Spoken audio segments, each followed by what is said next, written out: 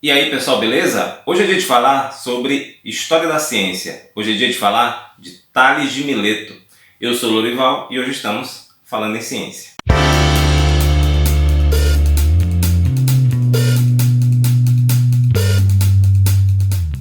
Não tem como falar em história da ciência sem falar em Tales de Mileto. Tales foi um filósofo, matemático, político, engenheiro, administrador, astrônomo, lá da Grécia Antiga. Nasceu em Mileto, região da Jônia, Ásia Menor, onde hoje é a costa da atual Turquia. Ele nasceu por volta de 623, 624 a.C. e existe pouquíssima ou quase nenhuma informação sobre a sua vida.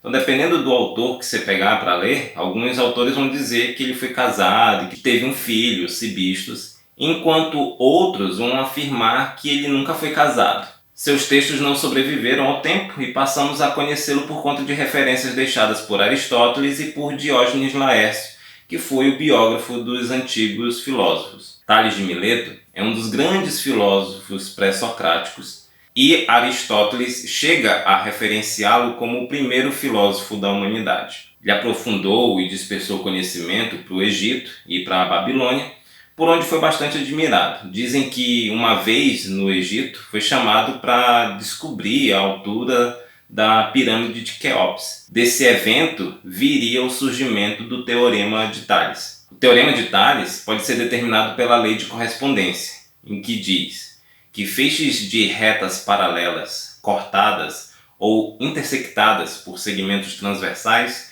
formam segmentos de retas proporcionalmente correspondentes.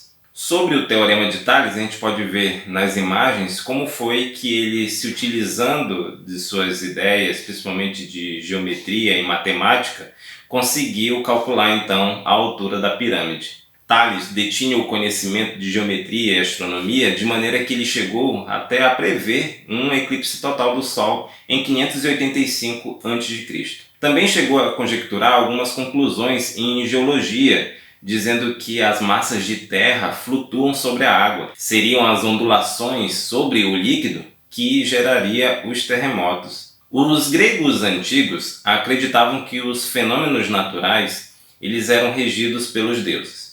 Foi Hesíodo, poeta grego, que cerca de 700 anos antes de Cristo escreveu a Teogonia com a narrativa de como os deuses criaram o universo. Tales tem grande contribuição para o pensamento crítico e científico ao afirmar que uma boa colheita não vem de orações ou súplicas aos deuses, mas sim de boas condições climáticas. Tales chegou a afirmar que as estrelas não eram deuses, como se achava na época, mas sim bolas de fogo. Então, como a gente pode ver, Tales tinha um pensamento, uma visão bastante pragmática, bastante prática da realidade. Porém, apesar desse pensamento, ele não era completamente agnóstico. Algumas de suas frases indicam isso. Possíveis frases em que a autoria é remetida a Tales. Que frases seriam essas? O ser mais antigo é Deus, porque não foi gerado. Todas as coisas estão cheias de deuses. A coisa mais bela é o mundo, porque é obra divina. Eu ainda tenho bastante dúvida a respeito da veracidade dessas frases, assim como muitos outros historiadores, visto as suas argumentações. Tales chegou à conclusão de que tudo no universo vem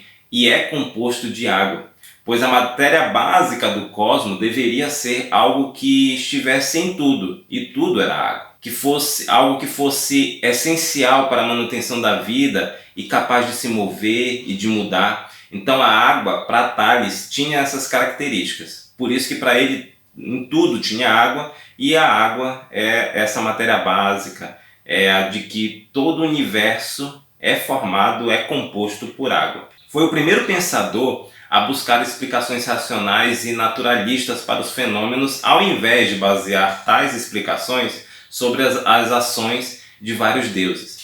As bases filosóficas e científicas da cultura ocidental surgiram e vieram a se afirmar até hoje através da escola jônica, da escola de Mileto, chamada de Milésia, e de seus discípulos que ali iriam se formar. Tais discípulos a gente vai ter, por exemplo, Anaximandro, Anaxímenes. Inclusive, Anaxímenes pode ter sido o tutor de Pitágoras. Espero que tenha gostado desse vídeo e de saber um pouco mais da história da ciência, conhecer o início daquilo que viria a se tornar a ciência.